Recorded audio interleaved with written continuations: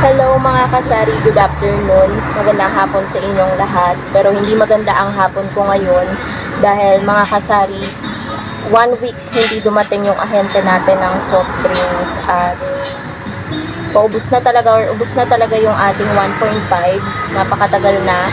Ang dami na rin naghahanap kaya tayo ay nanghihinayang sa mga bumibili. And then, kasalo natin mga kasari, ubos na din pati yung mga mismo. Alam niyo naman 'di ba sa panahon ngayon, kaya nagwe-welding pa rin sa likod. Patapos na yata ngayon yung pagpapagawa natin ng gate. Si partner guys ang nagpagawa niyan. So, wag niyo na lang pansinin yung ingay guys sa likod. And ayun nga, hindi nga pwede mga kasari na kanina pa tayong umaga nakapaglabas ng mga bote ng kasalo nandito sa side na to. Kasi nga, inilabas na natin yung umaga para hindi na tayo mahirapan at may nagagawa nga sa likod.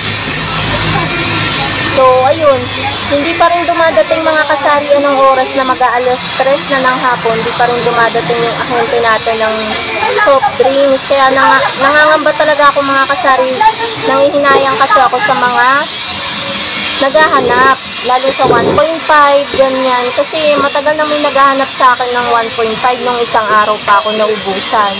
Kaya, ayun, talagang nakakahinayang mga kasari. Hindi ko alam kung bakit hindi dumadating yung ahente natin.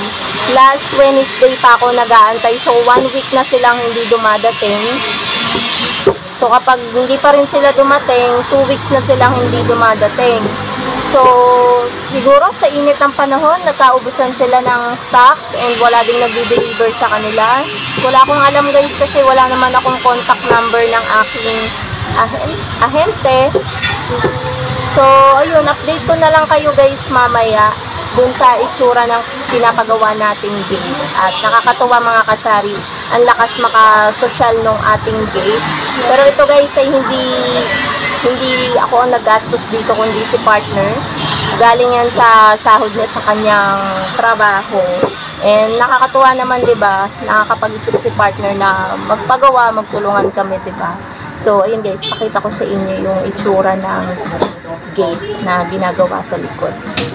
Ayan guys, bago ko ipakita sa inyo yung labas, kung ano na yung status nung ating pinapagawa na gate, ay ipapakita ko naman sa inyo yung status or yung stocks natin ng soft drinks na natitira. As in, walang-wala na talaga mga kasari.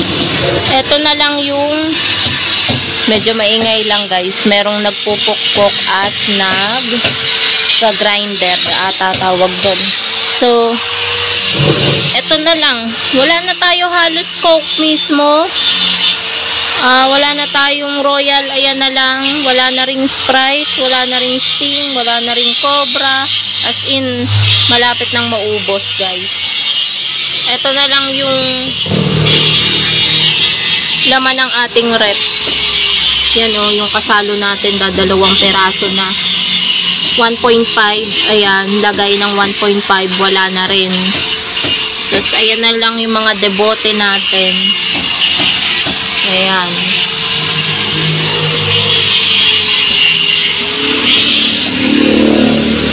Tapos ayun, hanap lang ako guys ng bubuelo lang ako para makalabas ako.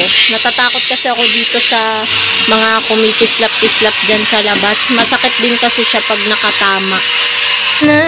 Buo na ang ating gate. O, nalagay na. Uy, wala ko siya kasama mo eh. Takot sa camera. Yun na guys, buo na. Hindi ako nagpagawa niyan. Hindi ako. Baka isipin na naman ay madami akong pera. Ano kaya ang hinakot nun? So, ayun guys. Marami tayong lilinisin ngayon. Nasaan si Kuya Ronel? Ako siya galing. Naiyak si Basyo sa loob. So, yung mga bote ng kasalo, ayan guys, nakatambak sa labas. Hindi na naman dumating yung ahente natin ng soft drinks. So, ayan guys, yung itsura ng ating gate. Ang ganda, diba? Bubong na lang ang pangit. Ayan na yung gate natin. Meron pang artista dito, naka-blue oh. Ang ganda.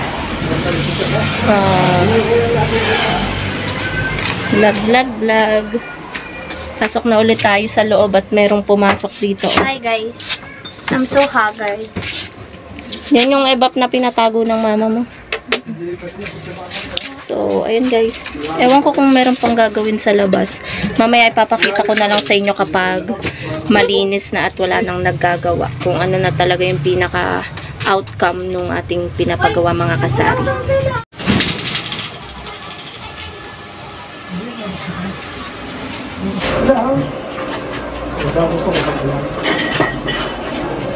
Kita ka naman. Kita bahay mo. No.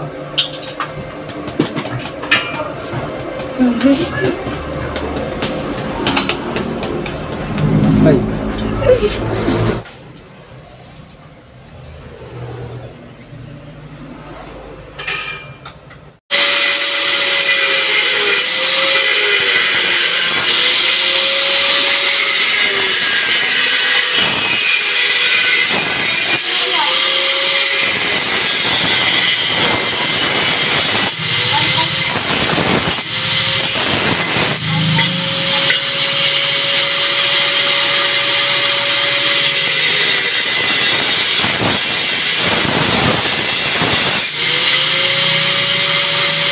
Two hours later.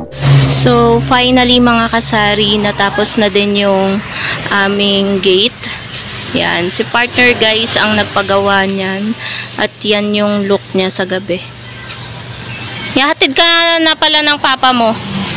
Magbabay ka. So, ayan guys. Oo, hindi ka daw susunduin. So, ayan mga kasari, diba? Ang gandang tingnan. Inayos daw yung motor ni Tito Ace.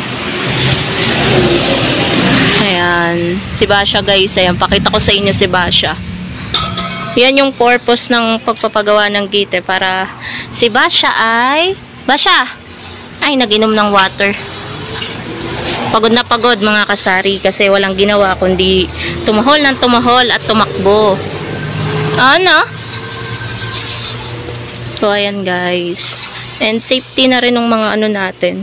Testingin natin kung kasya yung ano. Ayan, 'di ba? Hindi makukuha.